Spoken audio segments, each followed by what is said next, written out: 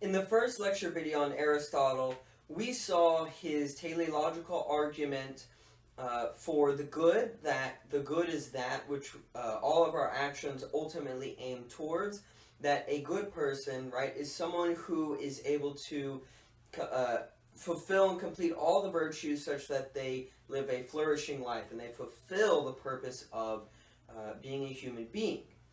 In this video lecture, we're going to look at some of the aspects related to Aristotle's virtue ethics that allow us to determine how we praise someone, what it is that someone should do in accordance with, for example, trying to pursue the golden mean with character virtues, and we're going to look at, why we would want to praise an individual and why we would want to blame them and in what circumstances. Because sometimes it might be tricky to determine, well, for example, if someone didn't know what they were doing was bad, well, should we blame them or should they be left alone? So we're going to begin with justice. So for Aristotle, justice is complete virtue in relation to someone else. So it is acting in accordance with virtue in the context as perfect as possible to someone else. And he says it is especially is complete virtue because it is the putting to use of complete virtue, and is complete because the one who has it is also capable of putting it to use in relation to someone else, and not just by oneself, for many people are able to put virtue to use among those at home, but able to do so in situations that involve someone else. Alright, so the virtuous person is going to be able to put to use complete virtue, not simply in relation to, for example, oneself or loved ones, family members, but the just person would be someone who, of course, acts virtuously to others who they don't have a personal relationship with. That might take an extra step beyond, our simple desires, right? The just person is able to see that and determine how to act towards those other people that they might not personally care about. Now, on the flip side, someone who is unjust is inequitably greedy for more, right? So there's this sense of excess. Aristotle says, so the worst person is one who makes use of vice in relation to himself and toward his friends, while the best person is not the one who makes use of virtue in relation to himself, but the one who does so towards someone else, for this is a difficult task. So the unjust person is going to be one who wants more for themselves beyond, what their own merit should allow them to have, or for, perhaps maybe takes from someone else, does not give them their due, for example, does not maybe act courageously in protecting someone else when they need to be protected. Now, justice, the point of justice for Aristotle is to benefit those who have what's called just desert. They have a right, in a sense, to that. And so the law, the point of government is to facilitate virtue. It is to carry out justice. So the law, Aristotle says, aims at benefit. It wants to benefit those who are deserving, such that by being good people, they deserve just rewards. So what is just is lawful, and it is equitable, because things are given out not simply equally, but they are given out according to what someone is owed. If they are a better person, they are owed more. If they are a worse person, they are owed less. What is unjust is unlawful, and it is unequitable. So it could be actually unjust to give everybody the same if there are some people who, for example, had worked harder at something. And so typically we might think of like a case of you have some people in class who work harder, and so it would be just for them to get an A, while other people might get a B or C or worse. So it would be unjust to give just everyone an A or everyone a C or something else, like that. So a law wants to aim at carrying out justice in this equitable way. Now, the best law is a rational law. A rational law is just. And because of that, justice produces and maintains happiness in the political community, because its purpose is to get us to act virtuously, such that, if I know, well, if I act like a good person and I'm going to be rewarded by society, well, then I have an incentive to act better. If I know that I'm going to be punished by the law for acting badly, by carrying out vices, by acting unjustly, well, then I'm probably going to be deterred from acting in those ways. This is why, for Aristotle, justice is considered the supreme virtue, because it influences the actions of everyone else, right, to behave better, to develop the virtues, to become virtuous, to flourish and carry out the purpose of being a human being. But there are different kinds of justice. Justice can be carried out according to conventional right. Conventional right is justice according to, the law of an established government. So it's just whatever the government determined. If the government determined that it is just for people to steal on Wednesdays, then for that society, conventionally it would be a right for people to steal on Sundays or Wednesdays or whatever the day may be that, that law would determine. A natural right, on the other hand, is going to be a system of justice that acts according to the laws or actions that fulfill human nature, such that a person with wise judgment would be able to determine to what extent, laws enable the fulfilling of human nature by other people. Now, this does not mean we only want natural right, because human beings are not given, they're not perfect. So we need conventional right to best establish natural right, as best as possible. That means conventional rights will at least, partly be in conformity to natural right. Although, they could be distorted. So, for example, you might have laws under conditions of tyranny or oligarchy or other societies that don't value genuine merit when we look at them more critically. Nonetheless, they would be established, and of course you would be punished by that government for not acting according to conventional right. On the other hand, right, we still, it is good to have natural right, of course, because that's the most ideal system of justice we could have, and these would reflect then an ideal vision of a humanly fulfilling society with a realistic appraisal of what can best be attained at the time. So a city based on natural right would be one such that you best try to take conventional norms to carry out and actually for the end of the purposes of natural right. Now, some people might think, well, this is, utopian thinking, but nonetheless, even if it's impossible to have a perfect society, it's best to try and strive to be as perfect as possible, to carry out justice as perfect as possible. And for Aristotle, of course, only a virtuous person with wise judgment would be able to determine to what extent a society would be implementing just laws and what those just laws would be. Now, the kinds of justice then. So we saw the kinds of right, of the kinds of justice. There is distributive and corrective justice. So distributive justice is a kind of giving or taking of goods or evils, so they could just be actions, fairly to others. In other words, distributive justice acts according to proportionality by merit. So by according to what someone deserves. If someone was a good person, if someone had, really studied for a test and they really attempted their best to carry out that test and they answered the questions correctly, right? Distributive justice then would ensure that person got the grade they deserved. As opposed to if someone didn't really study and they were still given an A and they didn't even know the answers anyways, right? Now there is this question, of course, what constitutes merit? How can we say someone deserves these goods or not?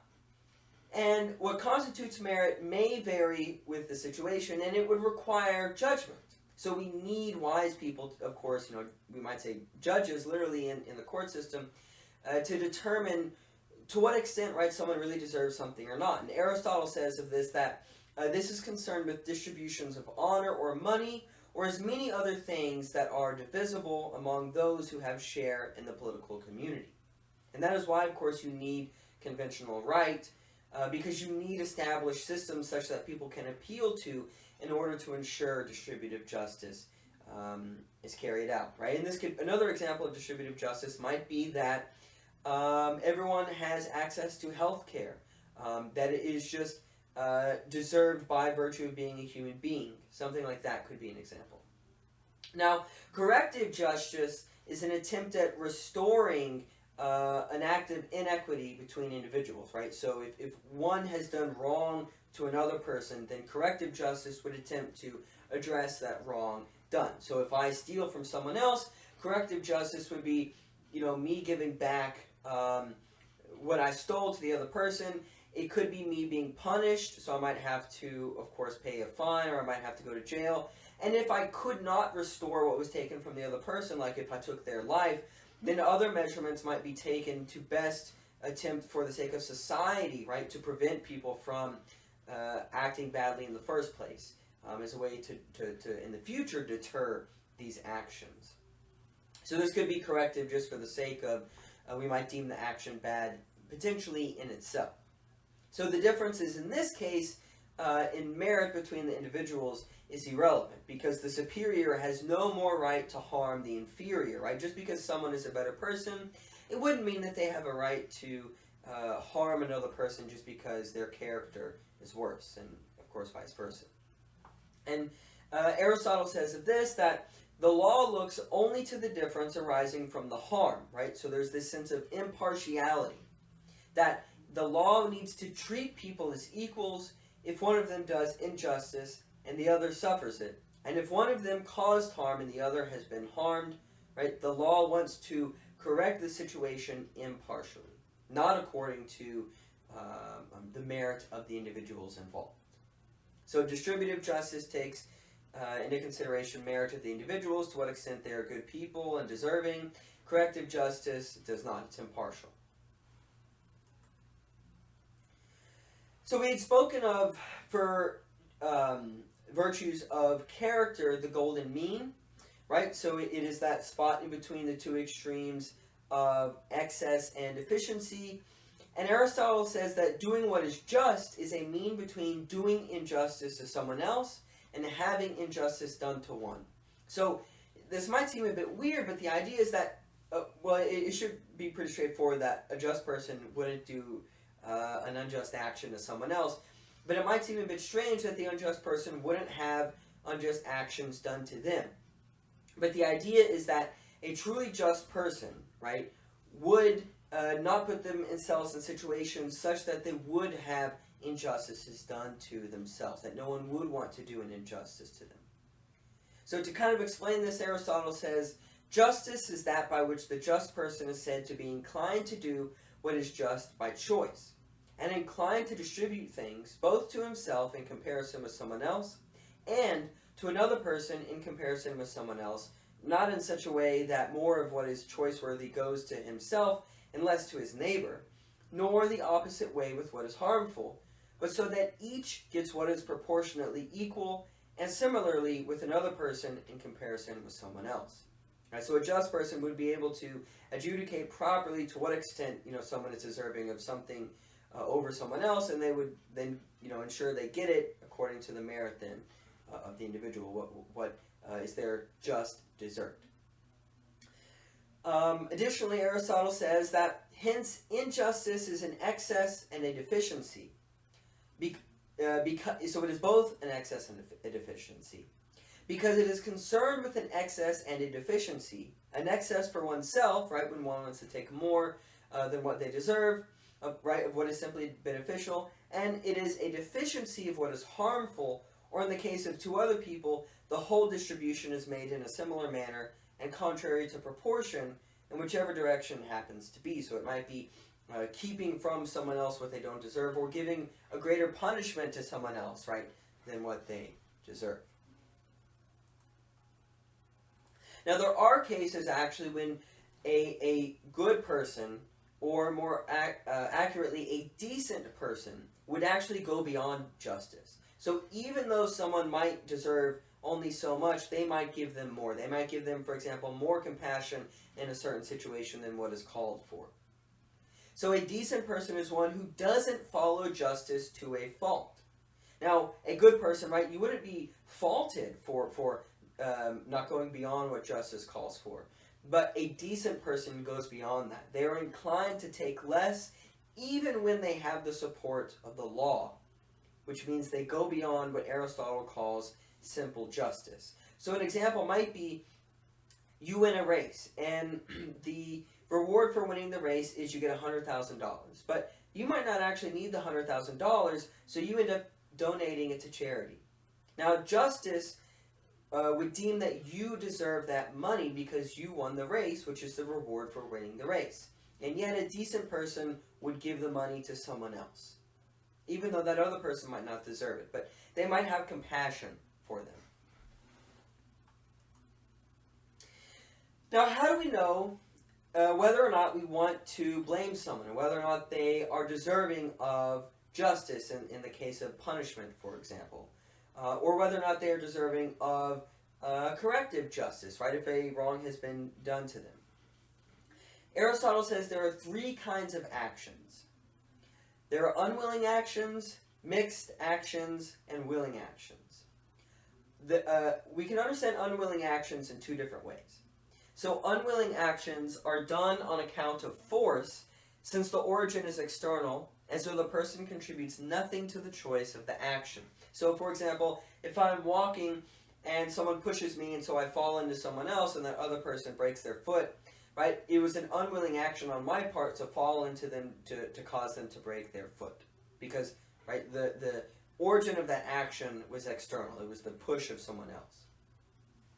Additionally, unwilling actions are done on account of ignorance. These are done if I don't know better. You know, if I end up giving someone a peanut butter and honey sandwich to eat for lunch, and I don't know they're allergic to peanut butter, right, to peanuts, that would be an action done on account of ignorance. Mixed actions are more willing than unwilling, but they're still not fully willing actions. So these are actions that are done on account of, for example, fear or coercion, right, where someone might put a gun to our heads and say, hey, if you don't steal from this person, I'm going to kill you. Well, I am choosing still to steal from the other person, but I'm doing so because, I'm fearful, because someone else could hurt me. Now, in this case, I'm not fully willing. It's not like I really want to steal from the person. I just don't want to get killed. Another kind of mixed action would be an action done on account of ignorance, but where there is no regret. Now, this kind of an action is considered non-willing. And the reason is because I wasn't willing to do it, but now, I don't regret having done it in the first place. So I don't regret having given, the person a peanut butter sandwich, even now I know, that they are allergic to peanut butter. Now, this would be a special situation. Willing actions are actions that are taken where one knows the particular circumstances in which the circumstances take place. So I know the person is allergic to peanut butter. Maybe I hate them and I, want them to suffer, and so I give them the peanut butter sandwich. Or maybe I just don't care, and I could be, sociopathic or psychopathic. Another example of a willing action is where one is done because I fully choose to act in such a way. But not everything willingly is done on account of choice. The reason is because for Aristotle, choice is accompanied by reason and thought. So he says, wishing is rather for an end, while choice is of things that are related to the end.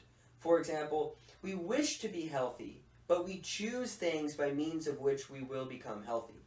So I might be willing to be healthy, but I don't actually take the actions to be healthy. I don't exercise and I don't eat well.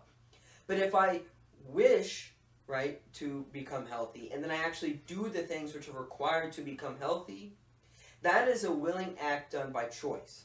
It requires reason and thought. It requires deliberation about what I should do. And it is only willing actions through of choice that Aristotle says are praiseworthy. So I should not be praised for being healthy because I just naturally happen to be healthy, but I don't actually take the steps to be healthy. but I should be praised if I take the steps to be healthy, because that shows hard work and determination, for example. Now, it is only when an act is willing that it should be blamed.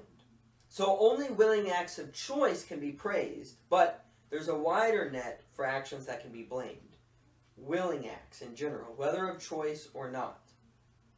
So harm that results from ignorance would be considered a mistake, right? A harm resulting from ignorance would be an unwilling action, and we would not necessarily blame that person.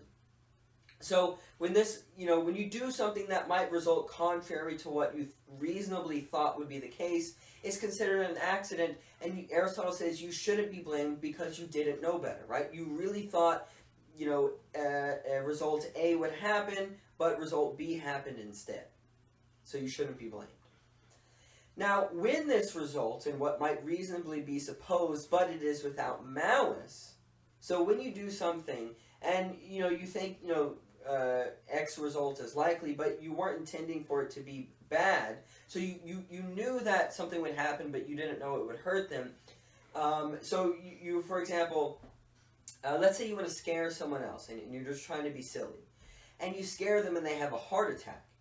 This would be a result of negligence, and so you wouldn't be blameworthy, because yes, you wanted to scare them, but it wasn't with malice. You weren't trying to cause them to have a heart attack.